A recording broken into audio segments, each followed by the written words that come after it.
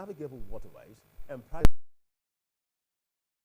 to enshrine safety and efficient operations. He reiterated the need for inland waterways operators to utilize standard life jackets and curb night across the nation. The Petroleum and Natural Gas Senior Staff Association of Nigeria, PENGASAN, says it's lost 4 of its members to the tragic helicopter crash that occurred in Rivers State on Thursday. The president of PENGASAN, Mr. Festus Osifo, said this in a statement in Abuja. Mr. Osifo said PENGASAN was deeply saddened by the death of its members, which occurred in the early hours of Thursday, October 24, in Rivers State.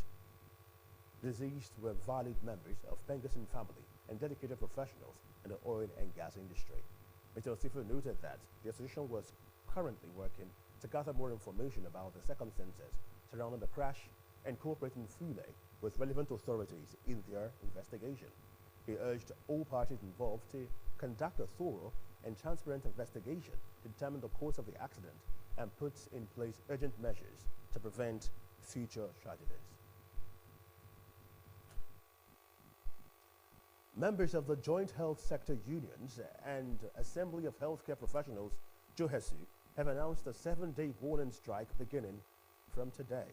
National President of JOHESU, Dr. Kabiru Minitiba, who spoke to newsmen in Abuja after the union's National Executive Council meeting, said the union took the decision after the federal government allegedly failed to address welfare issues raised by it. He said there had been no positive response from the government, despite repeated assurances during meetings with various ministries and agencies. Dr. Minitiba explained that the strike could have been avoided if government had responded to the 15-day notice. JOHESU had earlier this month issued a 15-day ultimatum to the government to resolve these welfare issues.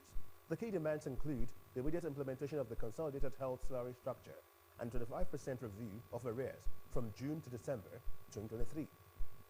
The union is also asking for an upward review of the retirement age of health workers, tax waivers and allowances for healthcare workers, and immediate payment of COVID-19 hazard allowances. The union urged consumers of healthcare and well-meaning Nigerians to empathize with them and give solidarity to the struggle, which is aimed at making healthcare delivery effective, accessible, and affordable in the country. He warned that no member should be victimized for participating in the strike, which he described as a dispute of right. Meanwhile, the Academic Staff Union of Polytechnics, ASUP, has deferred its nationwide industrial action till December 2nd, 2024 to allow the federal government meet its outstanding demands. In a statement confirming the new date for the proposed strike issued on Saturday, ASUP noted that it had issued a mandatory 15-day ultimatum to the proprietors of public polytechnics and colleges of technology arising from a review of the state affairs in the sector during the 111th meeting of the National Executive Council of the Union. Others include revitalization of infrastructures in the sector through the needs assessment intervention, non-implementation of promotion in state institutions, payment of all outstanding promotion arrears, and payment of outstanding arrears. Review from January 2023 to December 2023 in federal polytechnics and colleges of technology. It explains that the ultimatum issued on the 7th of October 2024 contained 11 demands from the union. It should be recalled that ASUP had on October 7th, 2024, issued a 2-week ultimatum to government asking it to meet the existing demands, some of which bordered on alleged intrusion of the NBTE into the statutory responsibilities of academic boards of polytechnics on matters of HND student admission. Still talking education matters, the Delta State Secretariat examination for confidential secretaries and secretarial assistants has been scheduled to hold through 18th to 23 November. A statement signed by Director, Public Communication and Functioning Permanent Secretary in the State Ministry of Information, Mrs. Teresa Oliko, says that the venue of the examination is Staff Training Center, ICE Road, Asaba. Hasi College Warri, for those at the Warri access, is to commence at 9 in the morning. And now, a black school bag containing a physics, chemistry, and 2 mathematics textbooks was forgotten on a tricycle, popularly known as Keke, this morning. The Keke was plying along Nebisi Road to Opanam Route. The owners highlighted at the DBS junction of Opanam Road while the keke continued to Opanam Road. Anyone with useful information or has found the missing bag should please visit the Public Relations Unit of Delta Broadcasting Service, DBS Asaba. You're watching Delta TV Main News at 8. Delta Com. Israel says today's airstrike marks the end of attacks against Iran. Stay with us.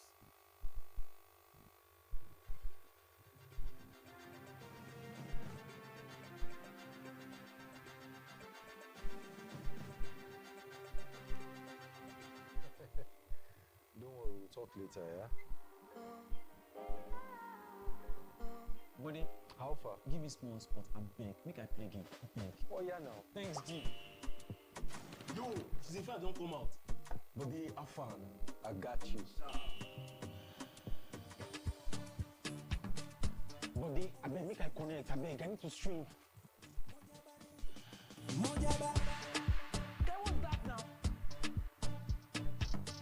Enjoy 100% data bonus with night data. Dial star 312 hash to enjoy. Power your relentless ambition with ultra-high speed data. Glow Unlimited.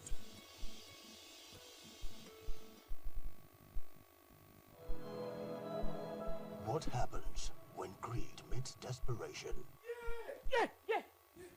How far would you go to get what you want? Even my life is even on the line. So please help me so that we can get out of this. Or how could you do this to me? A gripping movie inspired by a true life story. Maybe you could consider other options. You think I've not done that? Experience the twist, the betrayal, and the thrill that will keep you on the edge of your seat. Get ready for the movie. The Inside Enemy. The Inside Enemy dropping on Delta TV YouTube channel on November 1 at 9 p.m. prompt. Don't miss it.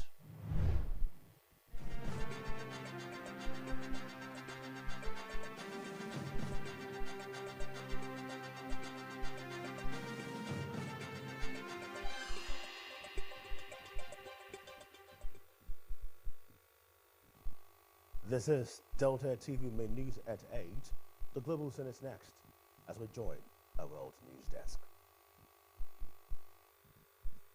Israel has announced that today's strikes in Iran mark the end of its airstrikes against the country. The Israeli military said it had completed its targeted attacks against military targets in Iran, adding that its planes are safely returned home. Reports said that the Israeli Defense Forces IDF launched direct airstrikes against Iran today. The attack, which was described as high-stakes retaliatory attack, could bring the Middle East closer to a regional war. Over 7 explosions were reported over Iran's capital Tehran and nearby Karaj. Commonwealth leaders have agreed that the time has come for a conversation about reparation for the slave trade, despite the UK's desire to keep the subject off the agenda at a 2-day summit in Samoa. A document signed by 56 heads of state, including UK Prime Minister Sir Keir Starmer, acknowledges calls for discussions on reparatory justice for the abhorrent transatlantic slave trade. The statement says it is time for a meaningful, truthful, and respectful conversation. Sir Starmer said there had been no discussion about money at the meeting, and that the UK was clear in its position that it would not pay reparations. The UK had faced growing calls for Commonwealth leaders to apologize and pay reparations for the country's historical role in the slave trade. Reparations for the benefit of those who suffered as a result of slavery could take many forms, from financial to symbolic. Ahead of the summit, Downing Street had insisted the issue would not be on the agenda. Speaking at a press conference today, Sir Starmer said Commonwealth leaders had a 2-day meeting in Samoa and downplayed the prominence of reparations at the summit. And now in business, the Nigerian Maritime Administration and Safety Agency, NIMASA, has urged international oil companies, terminal jetty operators and other companies involved in stevedoring the country to refrain from engaging unregistered dock workers. The Director General of NIMASA, Mr. Dayo Muberola, said this in a statement issued by the head public relations of NIMASA, Mr. Edward Osage in Lagos. Mr. Muberola said all stakeholders, including dock labor employers and stevedoring companies, were encouraged to apply for new operating licenses or renew expired ones within a 30-day moratorium period.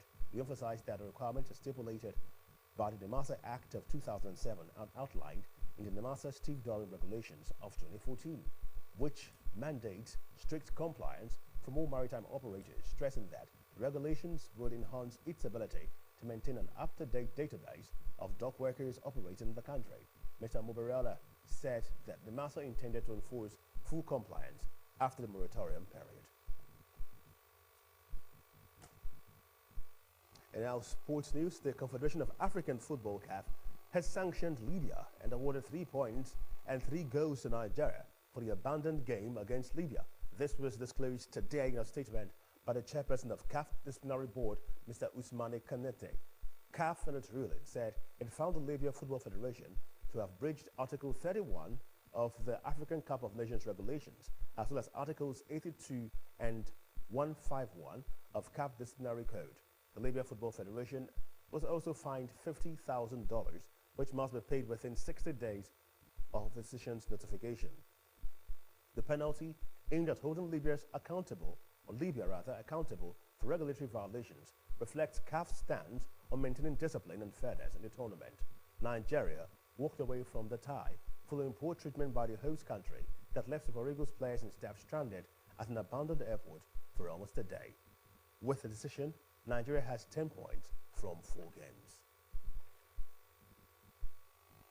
Away from sports, the State Police Command has condoled with the family of Miss Precious Yusuf, aged 23, whose corpse was found along DLA Road opposite Falcon Club, Asaba. A statement signed by the Force Public Relations Officer, Mr. Bright Edafe, says on Thursday the DPO A Division Asaba received a distress call for the corpse of a young lady who was found at DLA Road opposite Falcon Club. The DPO, Mr. Rex Abiondo, mobilized and led police operatives of the division to the scene where the corpse of the lady was found. Preliminary investigation revealed that on Tuesday, she told her friend that she was going to see a male friend at Coca she met on Happy Dating website.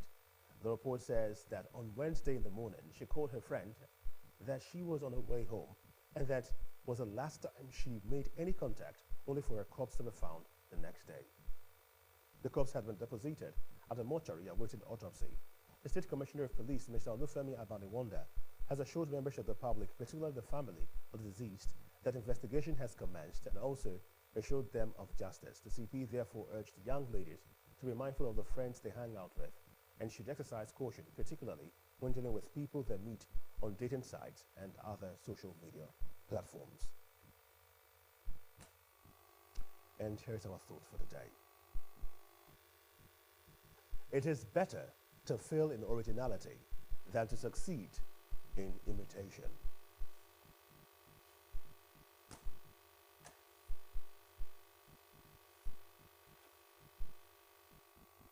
And on that solid note, we sum up our bulletin for the evening. But before we go, a quick look on our major stories.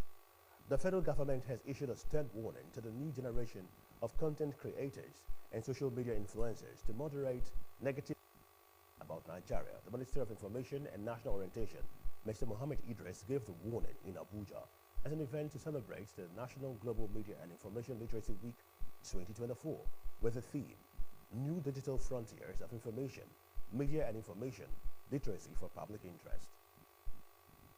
The Institute for Peace and Conflict Resolution, IPCR, has said it will on Tuesday next week unveil an early warning, early response EWA situation room to prevent and mitigate the escalation of conflict.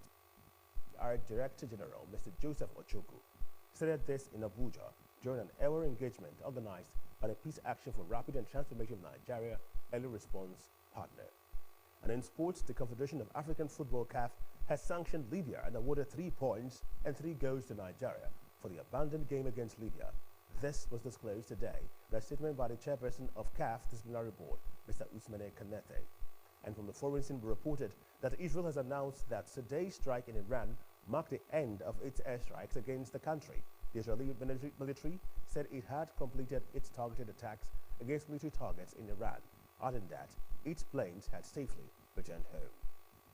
And that's the news. Many thanks for being part of it. My name is Francis Ofulwe.